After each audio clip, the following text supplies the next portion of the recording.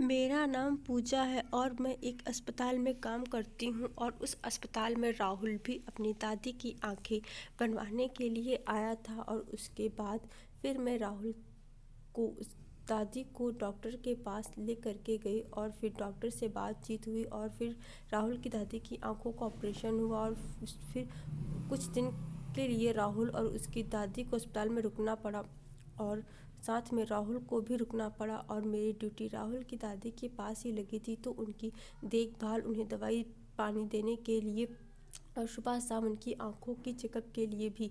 और फिर मैं राहुल की दादी का अच्छे से ख्याल रख रही थी। और उसके बाद मैंने जिस तरह से राहुल की दादी की देख रेख की थी, वह सब राहुल को देखकर बहुत अच्छा लग रहा था। फिर पता नहीं कैसे राहुल मुझे मन में पसंद करने लगा और फिर वह मुझसे बार बार बात करने के बहाने ढूंढने लगा, पर मुझे समझ नहीं आ रहा था कि राहुल ऐसा क्यों कर रहा है। और एक दिन अचानक राहुल ढेर सारी चॉकलेट और एक फूलों का प्यारा सा गुलदस्ता लेकर के आया और मुझसे अपने प्यार का इजहार करने लगा। और फिर मैंने राहुल की उस इजहार को साफ मना कर दिया। और फिर राहुल को समझ नहीं आया कि उसके बाद मैं वहाँ से आ गई और उसके बाद राहुल निराश हो जाता है और फिर चुपचाप अपनी दादी के पास चला जाता है। फिर मैंने कुछ दिन के लिए यह सब देख करके छुट्टी ले ली थी हॉस्पिटल से। और उसके बाद दूसरी नर्स राहुल की दादी की देख रेख कर रही थी और फिर हॉस्पिटल भी नहीं जा रही थी। उसके बाद राहुल को समझ नहीं आ रहा था कि मैंने हॉस्पिटल आना अचानक से क्यों बंद कर दिया। और फिर राहुल की दादी ने मुझे बहुत ज़्यादा मानने लगी थी। और फिर राहुल की दादी ने जब मेरे बारे में पूछा तो नर्स ने कहा कि वह कुछ दिन के लिए छुट्टी पर गई है। और फिर राहुल की दादी मुझसे मिलना चाह रही थी। और फिर राहुल से मेरे बारे में पूछा तो राहुल ने कहा कि अब वह शादी मुश्किल है, आए जब तक हम लोग यहाँ पर रहेंगे। और फिर राहुल की दादी को अब बात में समझ नहीं आ रहा था।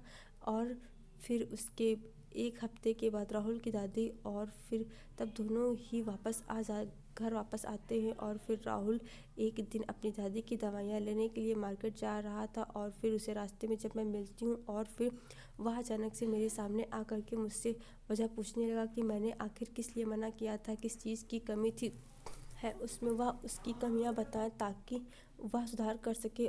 फिर भी मैंने कुछ नहीं बताया, चुपचाप वहाँ से चली आई। और फिर राहुल मेरा पीछा करता हुआ मेरे घर तक आ गया। और उसके बाद जब उसने मेरे बारे में आसपास के लोगों से पता किया तो पता चला कि मैं अपनी चाचा और चाची की सेवा करने के लिए कभी शादी नहीं करना चाहती थी, क्योंकि बचपन से ही मेरी माता पिता की मृत्यु हो गई थी। और फिर बचपन से उन्होंने ही पाल पोस कर बड़ा किया था और उनकी कोई औलाद नहीं थी। और उन्हें यह डर था कि अगर मेरी शादी हो गई तो मैं पराए घर चली जाऊंगी। और उसके बाद जब राहुल को